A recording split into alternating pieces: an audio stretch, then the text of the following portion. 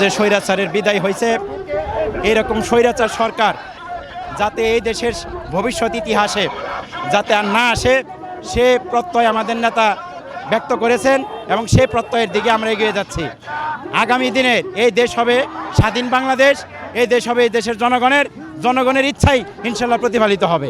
অনেক আনন্দ এই কারণে যে বাংলাদেশে স্বৈরাচার সরকার হটিয়ে এই দেশে জনতার সরকার আসতে যাচ্ছে, সেই কারণে আমরা সবাই আনন্দিত।